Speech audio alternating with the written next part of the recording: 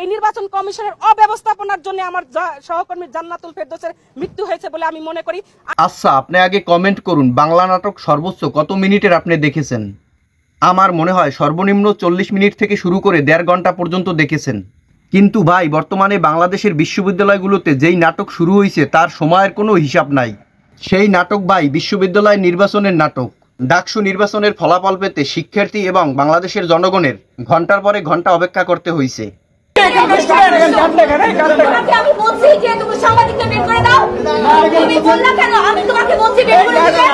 ঢিমেতালে চলছে জাহাঙ্গীরনগর বিশ্ববিদ্যালয় কেন্দ্রীয় ছাত্র সংসদ জাকসু নির্বাচনের ভোট গণনা।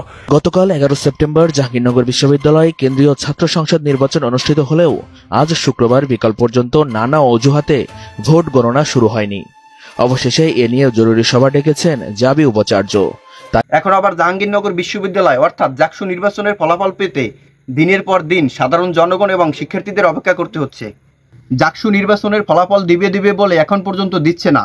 এমনিতেই নির্বাচনের ফলাফল জানার জন্য সাধারণ শিক্ষার্থী এবং মানুষের মধ্যে উত্তেজনা বিরাজ করছে। অনিয়মের অভিযোগে বর্জনের মধ্য দিয়ে জাকসুর ভোট গ্রহণ হয়েছে। জাহাঙ্গীরনগর বিশ্ববিদ্যালয়ের সার্বিক পরিস্থিতি নিয়ে 5টি প্যানেলের বর্জনের মধ্য দিয়ে হয়েছে জাহাঙ্গীরনগর বিশ্ববিদ্যালয়ের ভোট গ্রহণ। জাকসু ভোট বর্জনের পর বৃহস্পতিবার রাতে জাহাঙ্গীরনগর বিশ্ববিদ্যালয় ঢিমেতালে চলছে জাহাঙ্গীরনগর বিশ্ববিদ্যালয় কেন্দ্রীয় ছাত্র সংসদ জাকসু নির্বাচনের ভোট গণনা।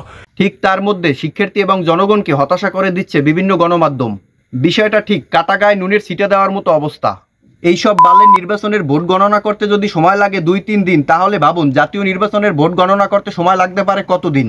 একদিকে ছাত্রদল তাদের ভোট বর্জন করেছেন এবং অন্যদিকে ছাত্র শিবির তাদের টার্গেট বিন্দুতে অটল। জাকসু ভোট বর্জনের পর বৃহস্পতিবার রাতে জাহাঙ্গীরনগর বিশ্ববিদ্যালয় ক্যাম্পাসে বিক্ষোভ মিছিল করেছে ছাত্রদল। অন্যদিকে নির্বাচনের ফলাফল ঘোষণা করবে বলে এখনো পর্যন্ত ঘোষণা করছেন না।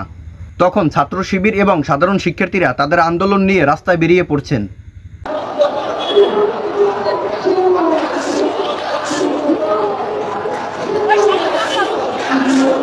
জানি না এই জাকসু নির্বাচনের ফলাফল আমরা কবে এবং কখন দেখতে পাবো।